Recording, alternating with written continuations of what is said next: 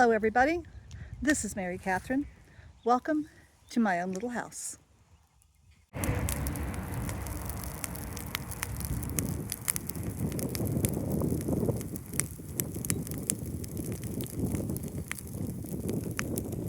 It's that time of year when we pick up sticks in the pasture that have fallen over the winter from the big pecan trees and sometimes the pine trees, and we burn them up. I love doing this.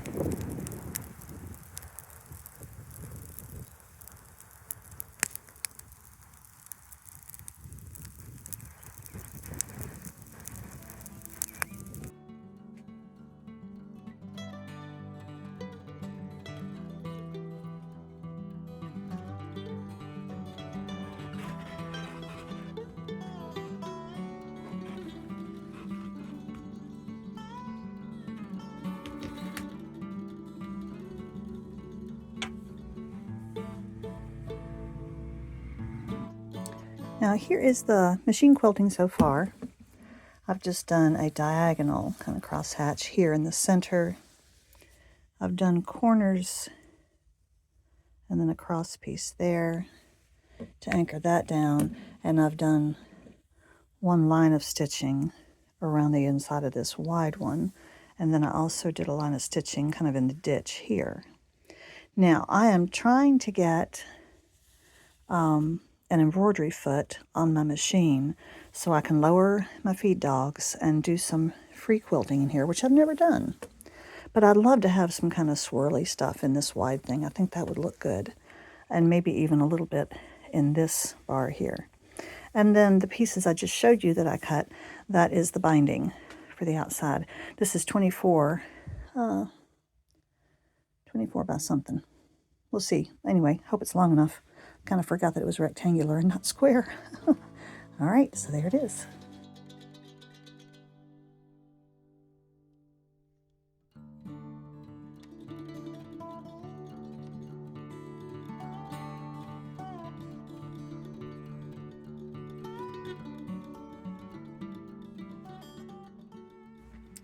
I want to catch you up on the quilting of this. I did want to do some kind of free quilting. So many little threads around. Always are threads.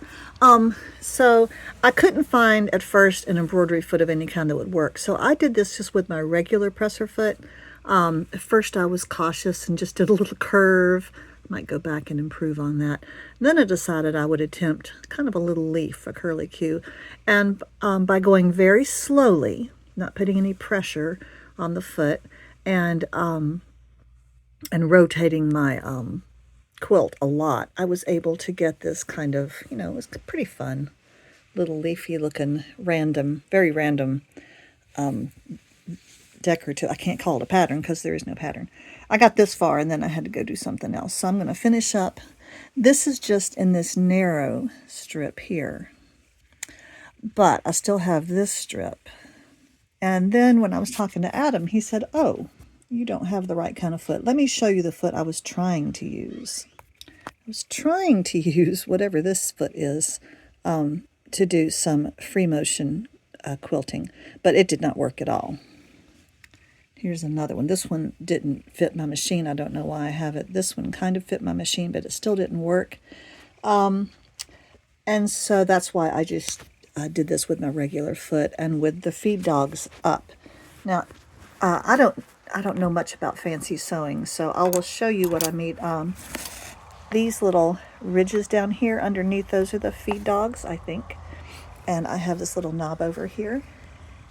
And so if I turn it, let me show you. There the feed dogs are up. And now if I turn that knob, they go down.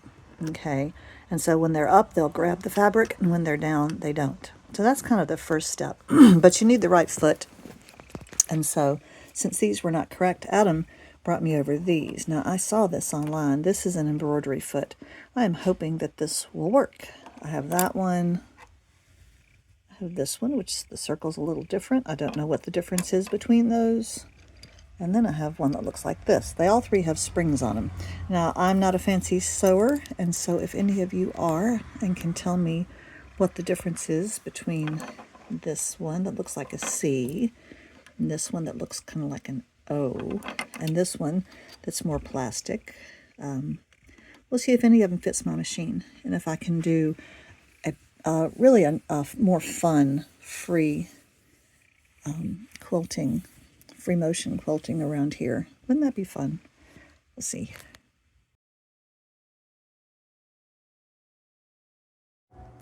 With a bit of fear and trepidation, I show you my first attempt at some kind of free quilting, free stitching with an embroidery foot. I'm actually really pleased. Now, there are great imperfections, like, where's the corner where okay, my first flower is this one. Ugh, pretty bad. Some of these over here, the centers are really wonky. That one's pretty bad. I was tempted to take them out. I mean, but honestly, even as I got a little better, now that one right there is rather nice, but some of them are still a little off. But overall, I'm very pleased with the look. And then I finished up with the embroidery foot. I finished up this edging too. It's just supposed to be kind of twirly leaves. So yeah, I like that. I like that a lot. I like the contrast between the free-flowing flowers and vines and the rather more architectural look almost of all these straight lines. Okay, so now I still have to do my band around the edge, and then I'll be done.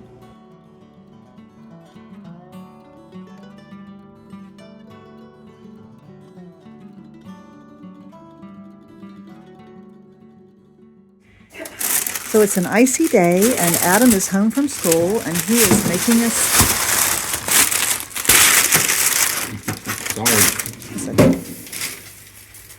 focaccia. Ooh, that looks so good. We have some red sauce to dip it into. He's just put some avocado oil on there. Isn't that beautiful?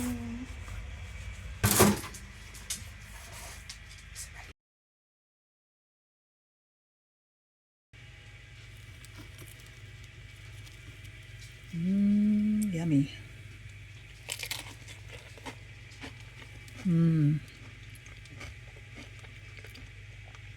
Soft on the inside, crunchy on the outside.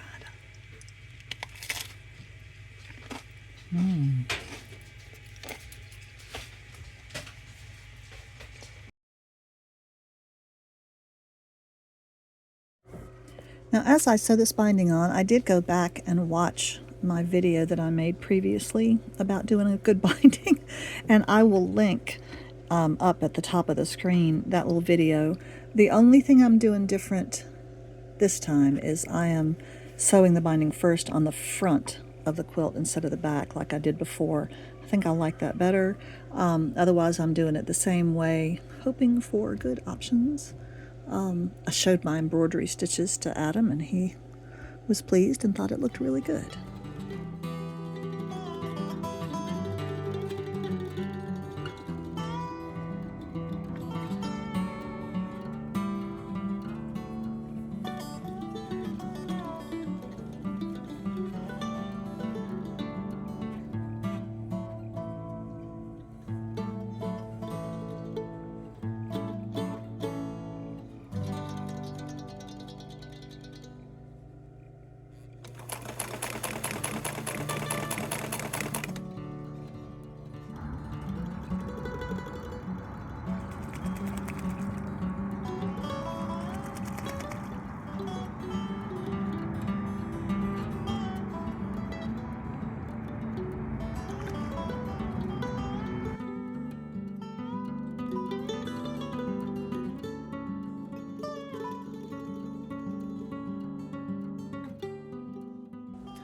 It is an icy cold day here today. We're all hunkered down in the house.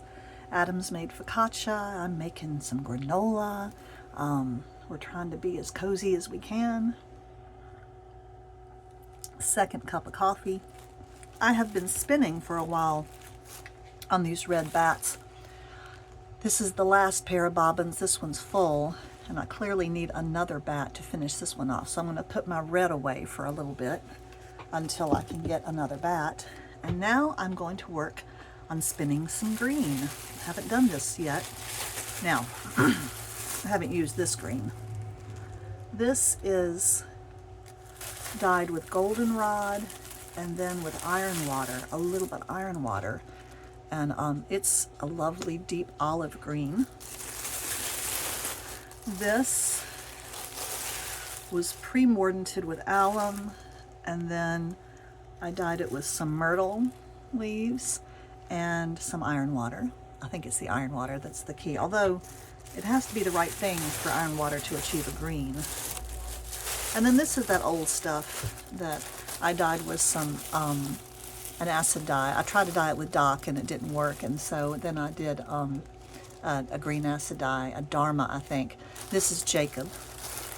So I'm going to be spinning all of this into a nice green. I might add little flecks of something else, like maybe some of the lichen, or, sorry, I'm eating focaccia. But we'll see. We'll see what I think of it when I start spinning it. If I want to add something else to it, I could add a little bit of yellow, I could add a little bit of the orange lichen. We'll see, not sure. Yeah. Oh, I should say the other option to combine with all this kind of olive green is what I dyed with marigold, which gave me, it's a little bit closer to the lichen, it's a little more orange, but it has this green undertone. I don't know if you can see it on there, but it's kind of chartreuse. I think I've mentioned that in a previous video. So this might be the thing that I combine with it, because I think it'll be a good color blend. And let me go through the different colors I've got. This is Finn wool, and that is the myrtle. It's kind of a slightly lighter grayish silver green. The darkest green is the goldenrod with iron water. Okay, that might be Finn, but I'm not sure. Okay, but that's my favorite green. That's a real green. And the next one is marigold, and that is dyed on Romney. And then the last one is Jacob wool, and that was dyed with that acid dye, the green acid dye, that I was trying with Doc and it didn't succeed. And so now I'm going through the cycle again. Here is the myrtle, here's the goldenrod, here's the marigold, and then here's the acid dye. So that's what I've got so far. Chickens! Anybody want a treat? Come on!